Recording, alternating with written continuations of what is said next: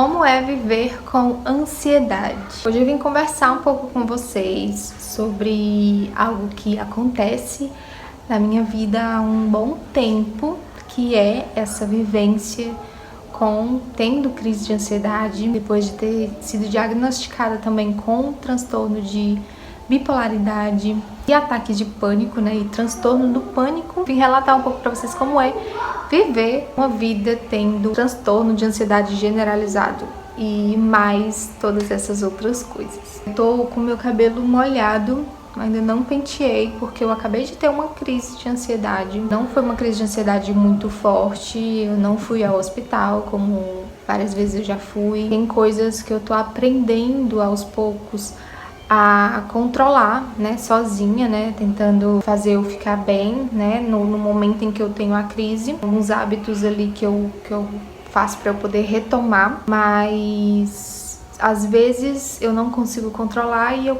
tenho que ir no hospital tomar soro ou tomar algum medicamento que me faça ficar muito grogue.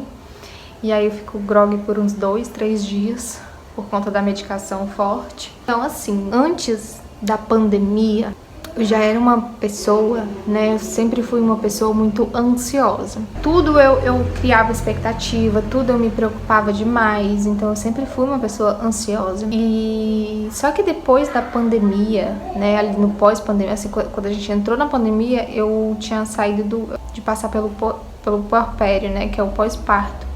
Meu filho tinha 6 meses, eu precisei trabalhar muito em casa, tive que conciliar o trabalho. E eu, como mãe de primeira viagem, aprendendo tudo, né, passando pelo puerpério, meu puerpério ele durou bastante, acho que por conta da pandemia também. Eu comecei a ter fortes crises de ansiedade. Minha enxaqueca começou a evoluir, porque eu sempre, desde criança, tive enxaqueca e até hoje eu tenho enxaqueca, daquelas enxaquecas fortes. Então, as minhas enxaquecas, elas evoluíram para um grau mais preocupante, por conta também da ansiedade. E chegou um certo momento ali que eu precisei dar uma pausa, eu pedi demissão ali já no 2º ano de pandemia, né? No caso, passei ali todo o ano de 2020 trabalhando, empurrando com a barriga, me esforçando o máximo para além do meu limite. Somente no meio do ano de 2021 foi que eu pedi demissão, porque eu não aguentava mais, eu não ia mais pra escola, eu não conseguia mais ir. Eu procurei um psiquiatra e no psiquiatra eu fui diagnosticada com transtorno bipolar, um TAG, né, que é transtorno de ansiedade generalizada. E junto com essa TAG também vem transtorno de pânico, porque eu tinha muito medo de sair de casa. Eu sei que de lá pra cá eu já tomei medicações, né? Já fiz várias coisas pra tentar amenizar a crise de ansiedade, mas eu continuo tendo, faço tratamento, mas mesmo tomando remédio, eu ainda tenho crises de ansiedade.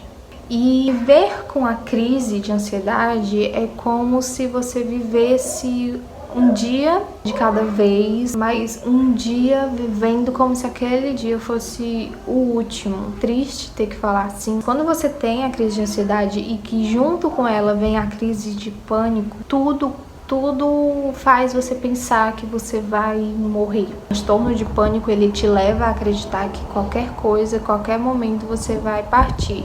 Atualmente, eu tenho me controlado mais, eu tenho tido uma saúde mental um pouco mais amenizada, mas ainda acontece de ter dias que eu acordo tendo crises de ansiedade. Eu vou dizer pra vocês que é horrível viver assim, porque eu saí do emprego por conta disso e depois de um tempo eu tentei voltar, mas eu não consegui, porque simplesmente a crise ela acontece em um dia que você pensa que é um dia comum, um dia normal. Tem épocas que eu tenho crise todos os dias. Você acorda, você se sente bem, você vai dormir, você se sente super bem e do nada, assim, tem um estralo, né, um gatilho que te faz ficar mal, que te faz desestabilizar, que você começa a sentir coisas no seu corpo. E a ansiedade, ela é do físico, ela vem pro físico. Esse transtorno de ansiedade generalizada, né, ele já vem pro seu físico. Então você começa a sentir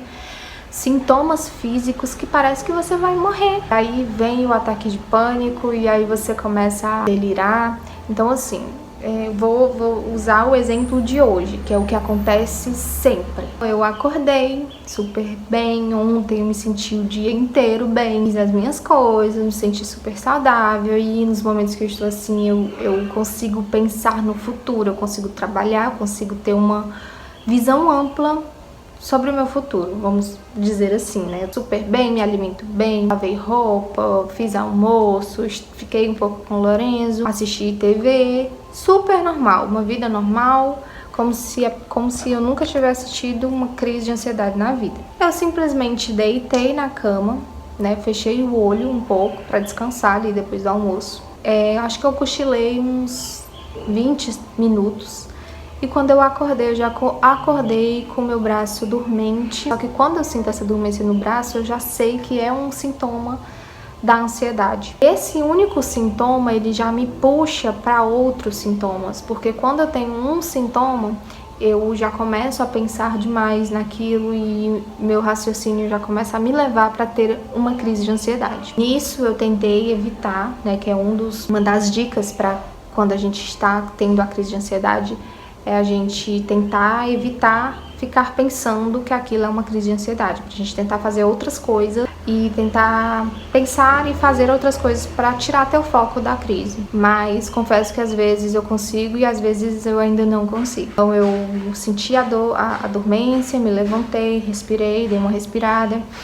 Só que eu comecei a sentir que a dormência subia pra boca, porque também todos esses sintomas que eu vou citar aqui são sintomas que eu sinto em todas as crises. Então já vem a dormência na boca, um pouco dela chegando na língua. Fui pro banho, né, molhei meu cabelo, nem penteei ainda, fiquei lá alguns minutinhos, alguns segundos embaixo do chuveiro, via que não estava passando, estava começando a ficar com uma confusão mental na cabeça, como se fosse desmaiar, como se eu não estivesse no meu próprio corpo, né? Eu sinto nessas horas como se eu estivesse ainda aqui, mas eu ainda não sentisse o meu corpo, né? Eu fico me tocando, assim, nesses momentos eu fico me tocando, e é como se eu não sentisse o meu corpo, como se eu estivesse dormente. Eu começo a me sentir mal, começo a ter sensação de que eu vou desmaiar. E como eu estou com o Lorenzo, eu fico com muito medo de desmaiar sozinha com ele. Eu comecei a ligar pro Lohan, que não tá em casa, né, tá trabalhando. Comecei a ligar pra minha sogra, pro meu sogro. A minha pressão baixou. Outra ocasião eu teria pedido pra ir ao médico. Só que como toda vez que eu vou na emergência, eles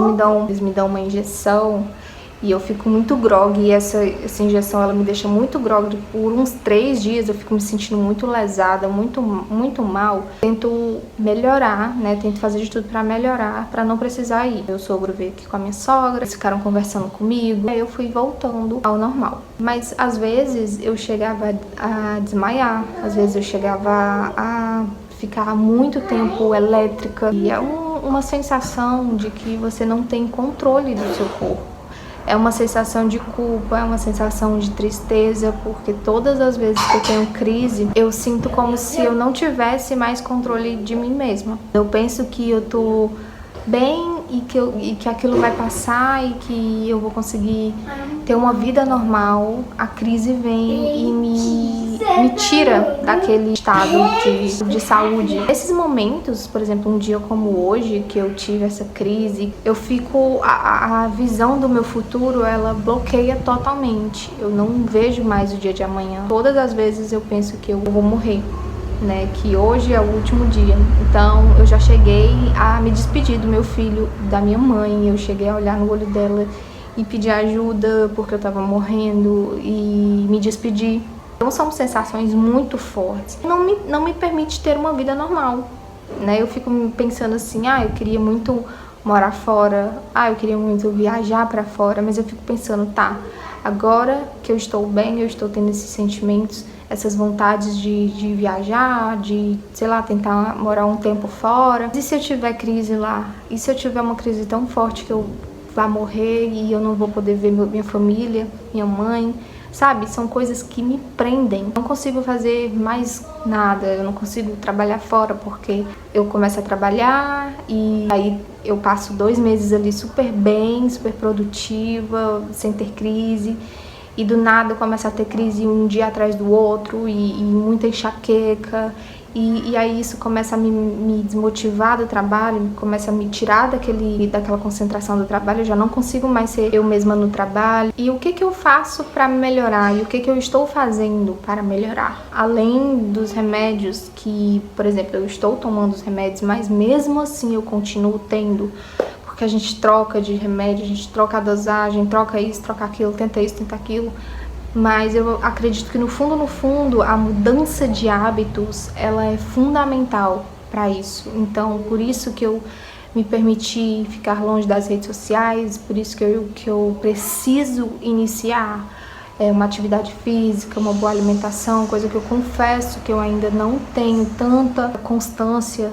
Então, são coisas que eu preciso ter na minha vida para poder melhorar essa condição. Eu li uma reportagem esses dias que após a pandemia os brasileiros são o povo que mais desenvolveram transtornos de ansiedade, de depressão e ficaram afetados de uma forma ou de outra na questão da saúde mental. E eu tenho certeza absoluta que a pandemia, ela gerou muitos gatilhos. Estou tendo que tratar até hoje e conviver e tentando aprender a viver com a ansiedade. Eu trouxe esse vídeo aqui para vocês como forma de desabafo, até para eu me sentir melhor nesse momento. É difícil você viver com essa crise, é difícil você não saber se no dia de amanhã ou daqui 20 minutos você não vai ter uma crise e vai precisar correr para o hospital. É uma vida muito incerta. O conselho que eu dou para você que também passa por isso, que também sente essas coisas, que convive também com as crises de ansiedade, com a TAG, além dos remédios, tentar buscar formas de mudar os seus hábitos. Fazer atividade física, melhorar a sua alimentação, pensar mais em você, não se sobrecarregar, porque eu acho que um dos gatilhos maiores que fazem eu ter essas crises também é a sobrecarga, a pressão psicológica que eu coloco em mim mesma. E é isso, gente. Mais um desabafo aqui pra vocês. Espero que vocês tenham curtido o vídeo. Não esquece de se inscrever aqui no canal. Comentar aqui também sobre alguma situação que vocês vivem aí, que eu tô curiosa também pra saber. Um grande beijo e até o próximo vídeo. Tchau, tchau.